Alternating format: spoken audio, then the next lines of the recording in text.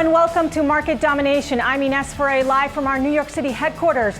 Stocks fell from record highs on Friday. Wall Street still digesting updated consumer inflation data showing prices firming higher above the Fed's target in July. It's the end of the trading week before a long holiday weekend. Markets are closed on Monday for Labor Day. Right now, there's just an hour to go until the closing bell, and stocks are trading lower across the board. We're watching the Dow down 0.3%, the Nasdaq down more than 1%, and the S&P 500 slipping from its record high down 0.7%. But still, if we take a look at a month-to-date chart, we are seeing green across the board for the month for the Nasdaq, the S&P 500, and the Dow. It's the fourth month in a row, by the way, for the S&P 500 of gains. Taking a look also at where we're at with the 10-year Treasury, we have been seeing that yield ticking slightly higher. The U.S. dollar index ticking lower today. And then Bitcoin crypto has been under pressure with Bitcoin down more than 3%. Under the hood for equities, we are seeing over on the NASDAQ 100 some pressure on the Mag 7 stocks. NVIDIA down more than 3% after its earnings this week. Also, Meta down more than 1.5%. We're watching Broadcom and Tesla that's also lower. Over on the sector action, we are watching consumer staples, healthcare, energy. Those sectors are in the green for the session, and technology and consumer discretionary industrials, which have been leading the rally this year, those are under pressure today. All eyes are on Washington, where the feud between President Trump and Fed Governor Lisa Cook heats up. A federal judge presided over a preliminary hearing in the matter. And on that, we'd like to welcome in our Fed correspondent, Jennifer Schomburger, with more. Jennifer? Inez, in a hearing lasting roughly 2 hours, investors were left with no ruling from U.S. District Court Judge Gia Cobb on whether President Trump's allegations that Fed Governor Lisa Cook committed mortgage fraud rise to the level of for cause, something the president could remove a Fed governor over. Section 10 of the Federal Reserve Act stipulates that Fed governors will serve 14-year terms unless removed for cause by the president. Now, both lawyers from both sides argued what for cause means and whether it applies in this case, as the judge pressed both lawyers with questions. Lisa Cook's lawyer, Abby Lowell, argued that the president doesn't have for cause, that this is a policy disagreement.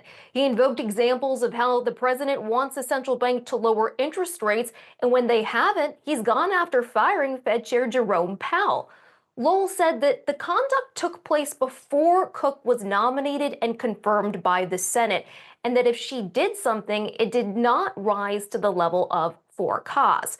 Lowell argued that under the government's reasoning, any move by Cook that Trump did like could be a cause to be fired. He gave the example of whether Cook decided to attend meetings in a pantsuit versus a dress, and that might not be enough respect for the institution that could be considered cause for being fired. Now, the government argued that defining cause is the president's right, as Congress purposely did not define it in the statute. If the president decides an allegation of an infraction is an acceptable reason to fire the Fed governor, then that's all what's necessary. Justice Department Attorney Yaakov Roth kept pointing out that Cook's team has yet to deny the alleged mortgage fraud. Now, no decision was made on whether Cook can continue serving as a Fed governor as all of this plays out. And the DOJ's Roth said that the government would prefer that Cook sit out of work while this is sorted out. Of course, at stake here is a test of presidential power as well as the central bank's independence. Next, Judge Cobb asked for a filing from Cook's attorney Lowell by Tuesday, and both sides also have the opportunity to file additional arguments by Tuesday. A decision expected sometime after Labor Day, depending on how the judge rules. It'll be interesting to see whether either side appeals. Many expect this will be escalated to the Supreme Court. Inez? Jennifer, thank you.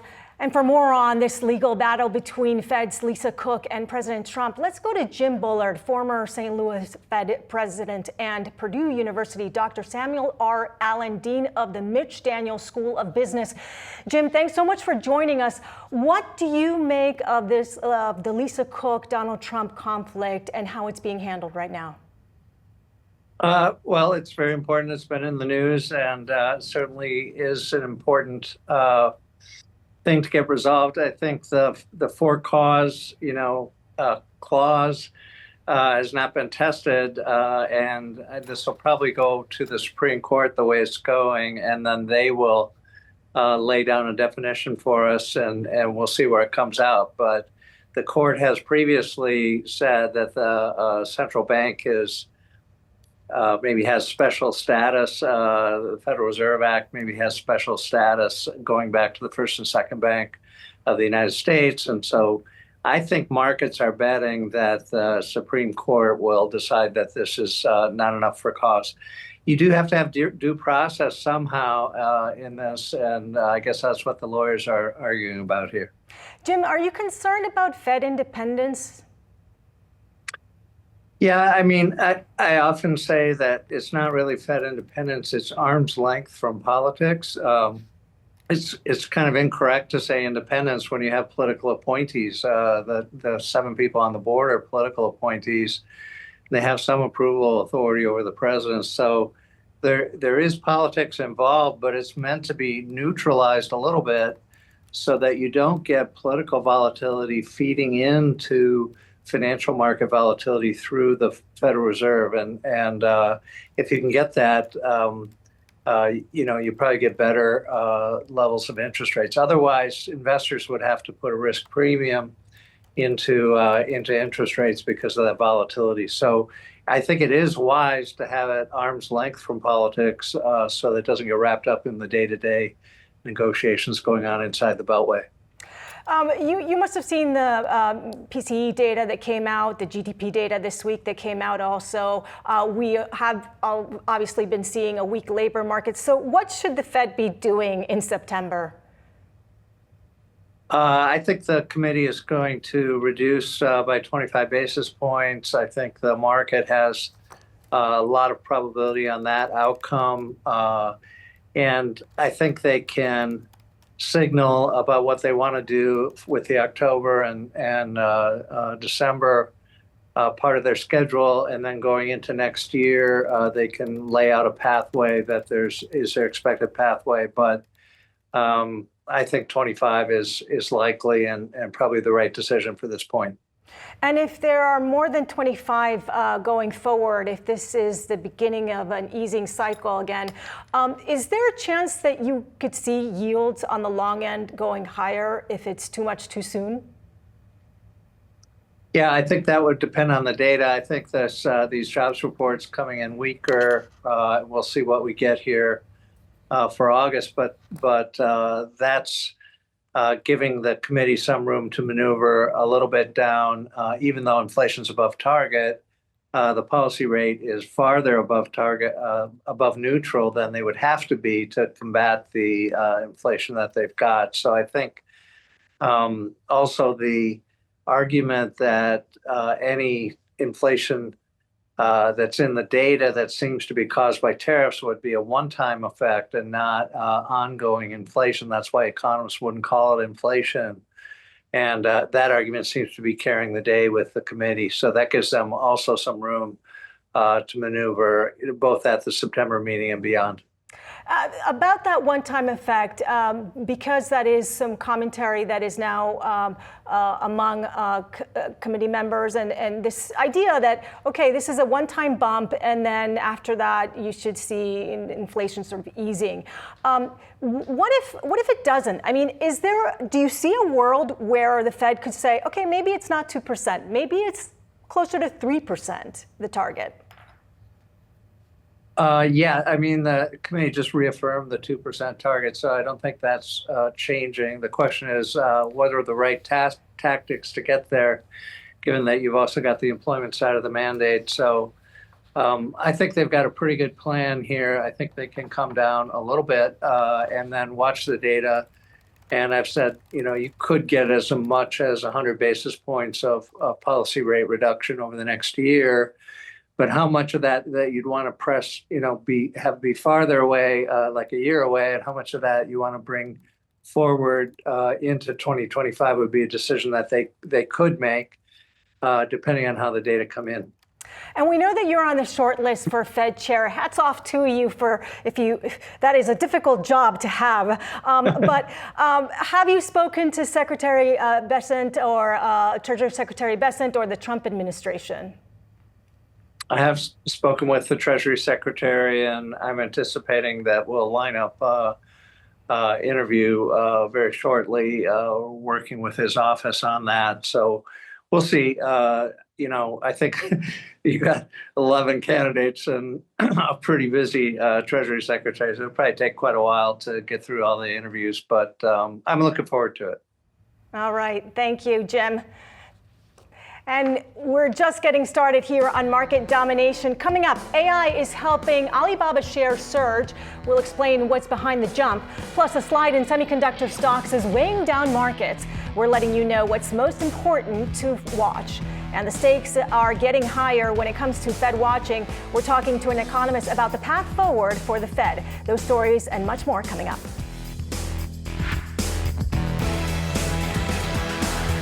And with July's PCE inflation report and employment, some investors are cautious that the numbers could make or break the Fed's path forward and determine whether optimism persists into next month. Matt Miskin, co-chief investment strategist at Manulife John Hancock Investments, joins us now. Matt, welcome. Do you think PCE inflation data defines whether the Fed's easing narrative holds or stalls? We think actually it still holds, and really what's driving inflation continues to be shelter. And what is shelter? That's housing. The housing data, real time, is actually showing that it's basically zero growth on a year-over-year basis. National home prices actually peaked in February and are down 4 months in a row. According to Case-Shiller, national home prices are up 1.9% year-over-year. Now, the Bureau of Labor Statistics and the Bureau of Economic Analysis, who creates this inflation data, they're saying housing prices are up over 4% year over year. So lo and behold, they have much hotter inflation data than what the housing market would tell you. And it just takes forever. The reason why is because the way that we measure inflation in this country somehow is we call people up and we ask them, if you were to rent your house, how much would you rent it for? People have no idea. It's hard to catch that up in terms of the data, and that's why it's lagged. In our view, the Fed's got to focus on the employment data, and we think that's going to cause them to cut here in September. And do you think that what drives this rally forward? I mean, we have seen the markets at all-time highs. Today, we saw a little bit of a retreat, but nonetheless, I mean, is it going to be the September rate cuts? Is it AI? What is going to keep this rally going? Yeah, so at the end of the day, the U.S. equity market is extremely expensive on a valuation basis. We're at 22 forward PE. To put that in perspective, we got that high in 2021, and then actually in 2000, we got to 24 times PE. So really, we're near tapped out on multiple expansion. The stock market really can't get much more expensive this year or now, and because in history it says it just can't get much higher. But the denominator of the PE ratio, the E, or earnings, can drive stock prices higher, and that's what you're seeing. The second quarter was awesome in terms of earnings results. Now, to your point, AI was a big part of that. Technology and communication services sectors were the strongest in terms of earnings growth. They did the heavy lifting in terms of the overall earnings growth, which clocked in at nearly 12% year over year. So the S&P 500 is up about 11% year to date. Earnings are up about 11% year to date. In the United States, it's got to earn every single pocket of this appreciation because the earnings have to be the driver, and earnings have done that. Now, as we go out another year, it's going to be harder and harder to meet that high goal. It's going to be harder to do the same thing with these comps all over again with AI. In our view, we're more neutral on U.S. large cap, because the valuations are rich. We do like the tech side. We like the communication services businesses because the earnings are strong enough. But in our view, it's a lower return world out of U.S. equities because of valuations have come so far. And what do you make about seasonality in September? I mean, are you concerned going into September and into October? September tends to be a weak month for equities. September and October, the VIX tends to spike. So how should investors be thinking in the near term about stocks?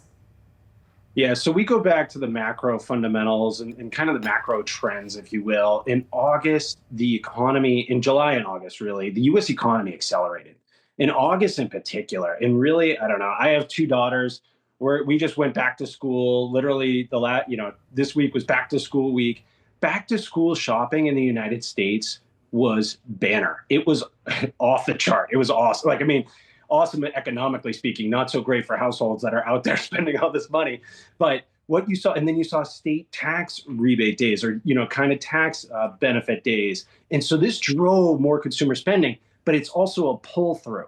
So you're getting this pull through in consumer spending. I think that's going to weaken up a bit into September, October. You do have the Fed cuts. But in our view, risk is nearly priced for perfection here. High yield spreads is this measure of junk bonds versus treasuries. And the wider it is, the more value, the tighter it is, the less value. They're near the tightest spreads in history. And like I said, equities are heavily valued. So what we're doing, we're looking at high quality bonds yielding nearly 5%. If the Fed cuts, that gets price appreciation on top of that. Bonds are having a really good year. I know it's not as popular as other parts of the market, but steady, high quality investments, we think are going to ride out this volatility well.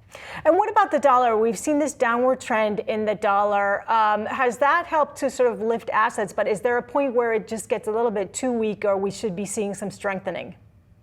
Yeah, the US dollar falling is a great risk on catalyst. And really, it just increases liquidity. It's this debasement trade that we hear about. So the dollar going down, it's nearly inversely correlated to everything. Stocks like it, bonds like it, and international stocks in particular have really benefited. So European stocks are up nearly 25 to 30% this year. The euro is up about 12 to 13% this year. So the weaker dollar has really helped non-US equities. In our view, so we're just watching the 2016 to 17 parallel. A lot of the weakness is already behind us, but the dollar is on the mat. It is against the ropes, however you want to put it. It's really hard to get a couple days of a bid of the dollar. Every time it starts getting a bid, there's all of a sudden this geopolitical risk that's priced back into it and it gets knocked back down. But if the dollar does start to rise, that's actually something we would watch more broadly as a risk off tell. It hasn't happened yet, but something to keep an eye on for the final quarter here. You know what's been getting a bid is gold, and it's inversely correlated. It tends to be inversely correlated with the dollar. So what do you make of it? I mean, today it's been up. Silver's been also up. We are watching the metals that have been rallying. Yeah, so broadly speaking, in the commodity space, we prefer gold and more precious metals out of any other commodity. And really, it does have a couple dimensions to it. One, the geopolitical hedge, the weaker dollar benefit, the rate cuts, all that things could help the gold or precious metal complex. But oil's trading weak. We've got industrial metals, kind of copper took a hit. Overall, the broader commodity complex hasn't really done anything this year. But if you're looking for an opportunity for something different for the portfolio that can hedge in a kind of reinflation or weaker dollar regime, gold can help. But it doesn't pay a dividend. It is a rock at the end of the day. So we wouldn't take too much of it into the portfolio, given all those factors. Great insight. Thanks, Matt. Thank you.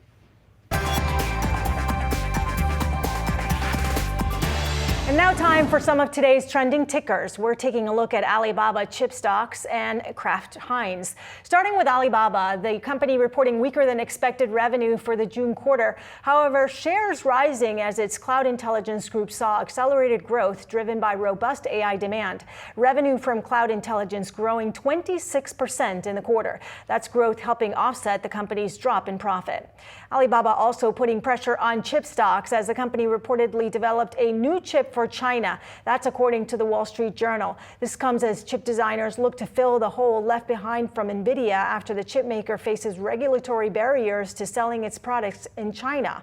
Also adding to the pressure to the chip stocks is server maker Dell. The company, a customer of chip makers, providing third quarter earnings outlook that fell below Wall Street estimates. According to Bloomberg estimates, Dell accounts for over 2% of NVIDIA's revenue on an annualized basis. crisis.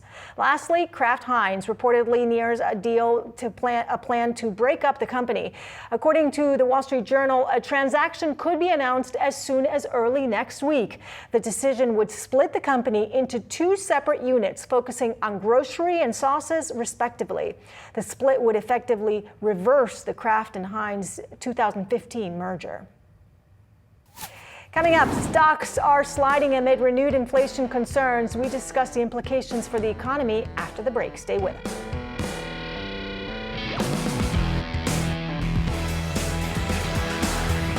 Pressure builds for the Fed on multiple fronts. The legal battle unfolding between President Trump and Lisa Cook casting a dark cloud over the Fed's independence. Meanwhile, the central bank's inflation gauge inches up again, raising the questions on the Fed's rate cut path.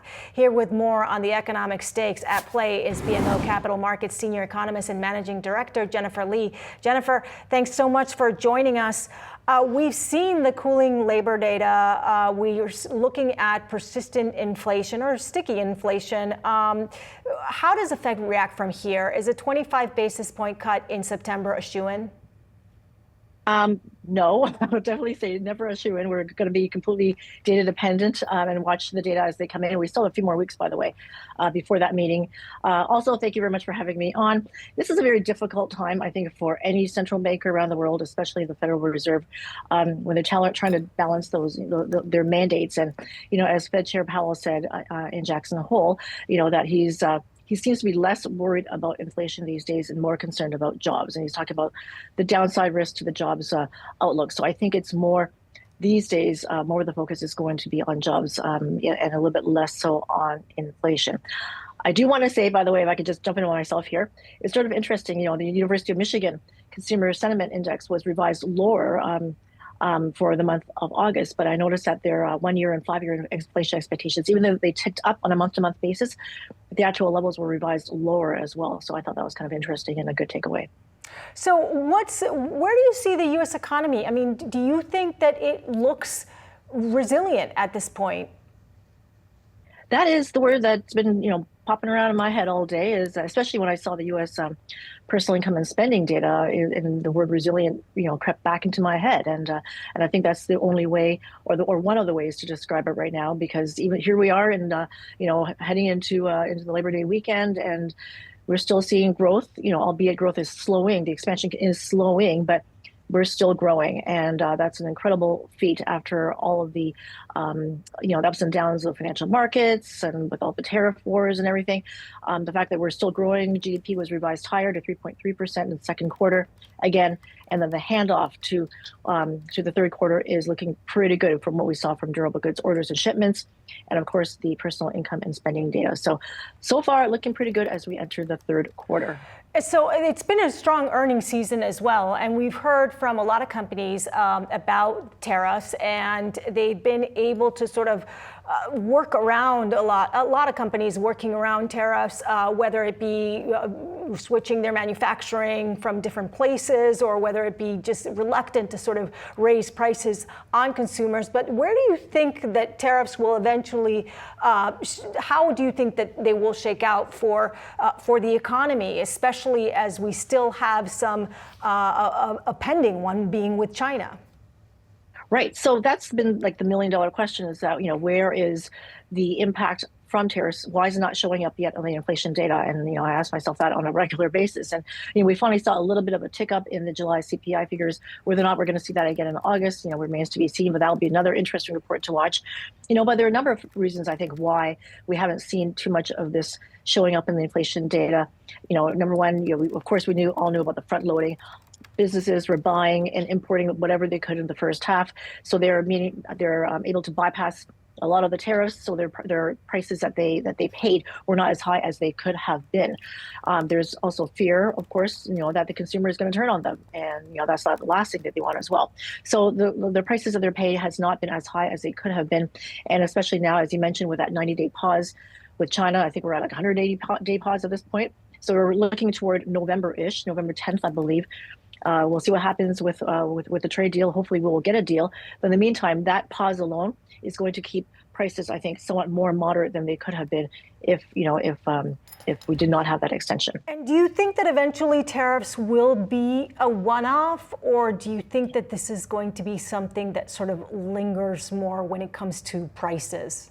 Oh, another great question. I think it would be one of the factors why inflation will still be steadily creeping a little bit higher. I mean, it's not just tariffs. We're looking at tighter labor markets. I mean, not as tight as they could have been, but when we've got so many people being deported now, and you've got, for example, in the agriculture sector, 50% of the workers there are undocumented, 20% are undocumented for the construction sector, 10% for leisure and hospitality.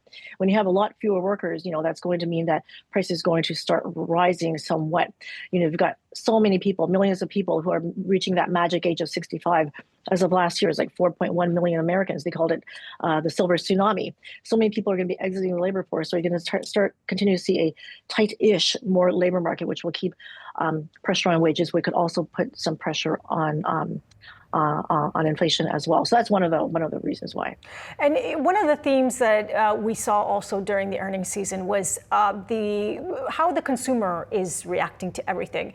And you had retailers talking about consumers that wanted value, wanted things that were less expensive, perhaps trading down in some situations. So do you think that we are in this sort of K-shaped economy? You have the higher income folks that are sort of driving the consumption forward, and then you have the lower income that is getting squeezed basically by higher prices.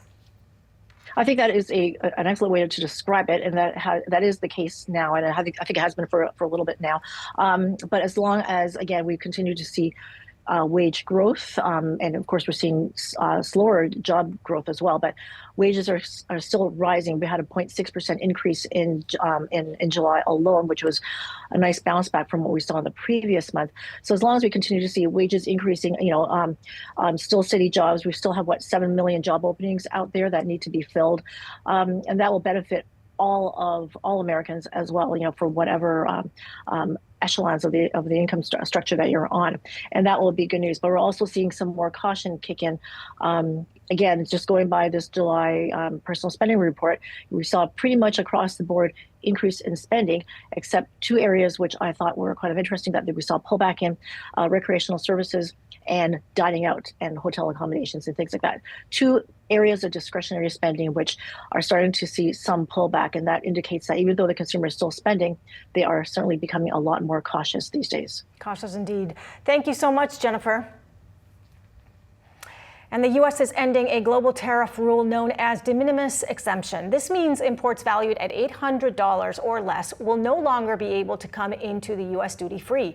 Yahoo Finance's Ali Canal spoke with Sonia Lipinski, a partner at Alex Partners, about the change. So for consumers, consumers who are used to buying really cheap apparel and other goods, they're going to see a significant increase in the cost of that. For retailers in the U.S., however, it actually can be seen as a bit of an advantage. A lot of them who are selling similar goods, they're importing in bulk, so they're paying the duty on everything coming into the U.S. and then shipping from distribution centers. If a competitor is shipping direct with no duty, then the retailer in the U.S. is at a disadvantage.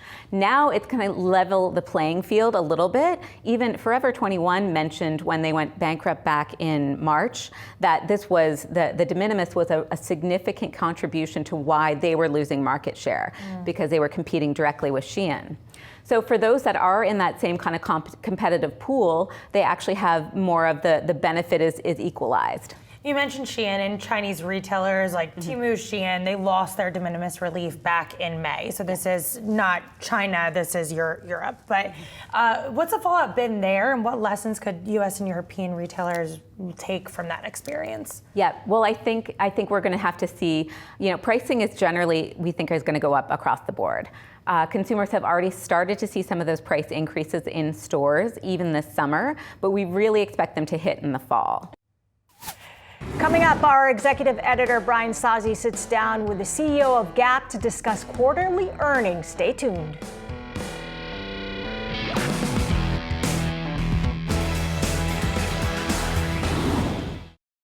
working down its full-year margin guidance amid tariff pressures. The guidance update overshadowing continued sales success at the Gap division. Yahoo Finance's Brian Sazi caught up with Gap CEO Richard Dixon to get the why behind the numbers.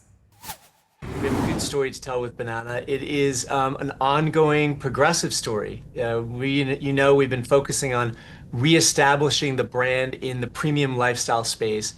And our quarter performance at 4% comp really shows and reflects the significant progress that we've made against that ambition. We've tightened our assortment. We redefined our product aesthetic. We've enhanced our marketing campaigns. You could see it out there with storytelling, even on our sites. And we've improved our service levels. So this quarter was meaningful improvement progress that we made also in harmonizing the look and the feel of both men's and the women's product lines. It's created greater alignment in design and merchandising, and it's unified storytelling. It's showing up in all of our platforms as we talk about the brand. We've seen particular strength in the women's business, on the bottoms business, which is an important category in relation to wardrobe building, and it's been central to our strategy. As you know, men's has been performing well, and I'm really pleased now to see the women's business start to catch up. We've done a lot of work on what we'll call brand codes. That is a really important part of keeping a brand unified. So lots of work, lots of progress, and with each quarter, we're starting to see clear signs that the brand is really coming together.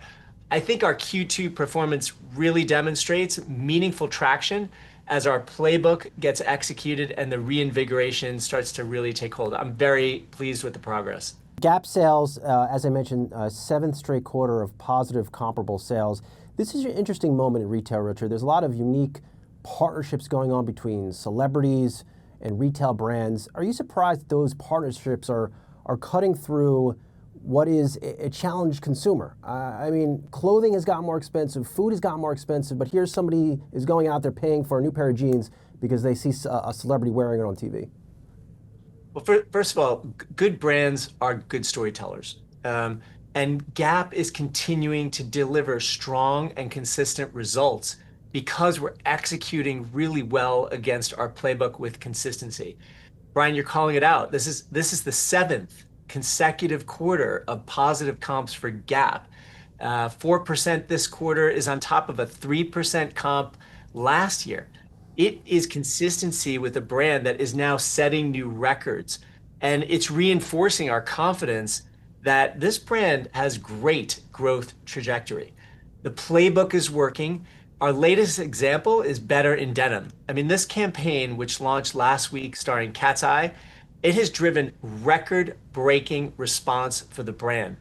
Early reads, I would tell you, Better in Denim is striking a range of being one of the most iconic brand campaigns out there. People aren't just watching, they're actively joining in suggesting this is not a cultural conversation, it is a cultural takeover. This has all the elements of Gap global phenomenon. And this is where, and we've talked about it, fashion meets entertainment. Fashiontainment is essentially what's driving a lot of consumer connectivity. And the brands that get that story right are seeing it resonate, and Gap is certainly getting it right. Last time we talked for earnings before Cannes, you put out a range for tariff impact, Richard, 250 to 300 million tariff impact for this year. I didn't see that on the earnings release. Is that still the number people should use? Because just crunching the numbers on your operating margin guidance, it looks to be a little bit lower than it was before. Yeah. Well, first of all, Brian, I just want to give a big shout out to our team. They've been driving incredible focus and discipline as we continue to deliver on our commitments. We're now thinking about tariffs more in terms of net impact. That's also because of the progress that we've been making with our mitigation efforts. So with that in mind, we estimate a net tariff impact of approximately 100 to 110 basis points to our operating margin. That's about 150 to 175 million to fiscal 2025 operating income. This has already been embedded in our guidance. And as we pursue mitigation plans, we remain focused on sustaining the momentum and the market share gains that our reinvigoration playbook is driving. And look, these are circumstances we are all dealing with. But what we need to make sure, particularly in our portfolio, is that we are not compromising the long-term integrity of our strategy, and our customer value proposition remains intact. Again, incredibly proud of the team's focus and discipline. And as we pursue, moving forward into 2026 and so forth, we believe we'll be able to mitigate all of the tariff impacts moving forward. Furniture stocks under pressure as President Trump threatens new tariffs on furniture imports. We're navigating how to play the sector with the Yahoo Finance playbook. Joining me now is Michael Lasser, U.S. hardline and broadline and food retail analyst at UBS. Michael, thanks so much for joining us. President Trump is threatening new tariff imports on furniture.